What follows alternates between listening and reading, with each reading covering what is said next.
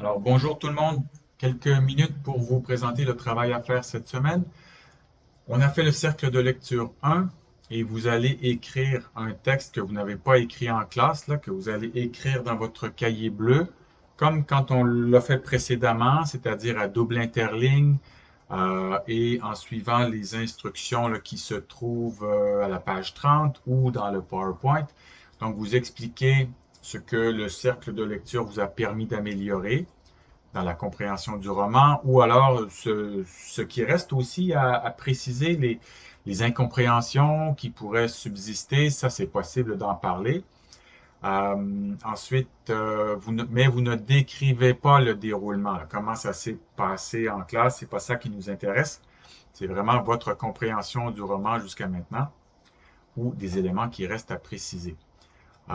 Ensuite, vous pouvez parler aussi des hypothèses de lecture, sur ce qui s'en vient, et vous observez ici les limites de mots, donc vous travaillez selon votre fréquence d'erreur. Si vous êtes à une erreur à tous les 30 mots, 40 mots, 50 mots, vous écrivez un peu plus.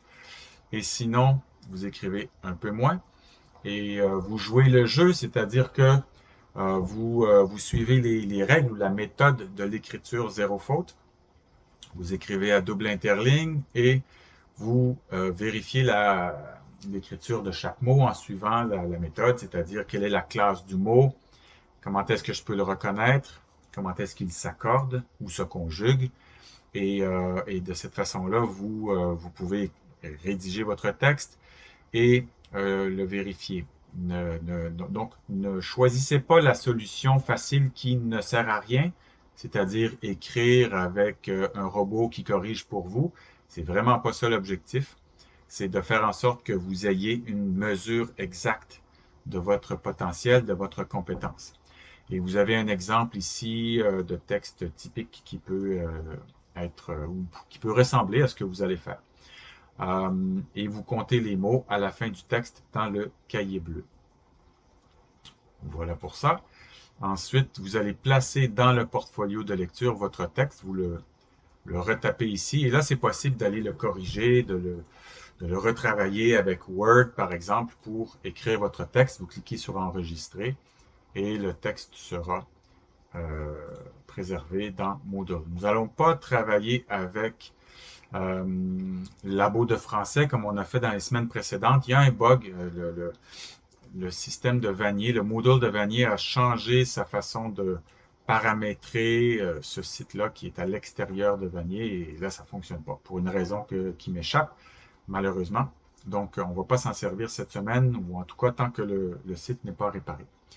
Le reste du travail consiste à lire les chapitres 9 à 12 et là, on sera, si je me souviens bien, au 18e siècle dans cette section-là.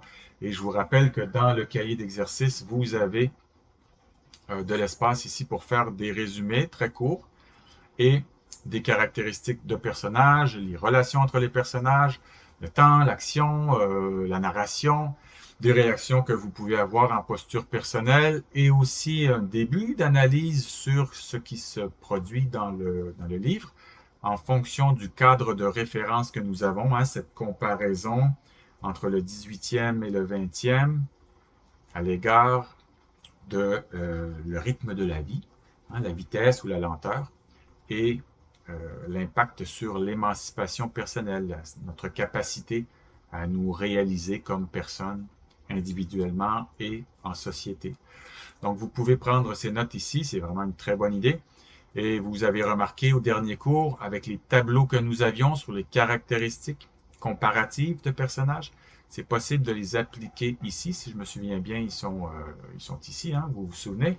Donc, il est possible d'adapter ce tableau-là en fonction de la lecture du roman. Et c'est très utile pour catégoriser nos idées, pour planifier le travail de rédaction ensuite. On continue la lecture des procédés d'écriture. Cette semaine, les procédés d'énonciation dans le guide littéraire, page 35 à 46. Et continuez à préparer les cercles de lecture 2 et 3, donc aux pages 98-99. Et tranquillement, vous allez faire votre lecture et préparer vos votre cercle de lecture 2 en particulier. Alors voilà, merci, bonne semaine.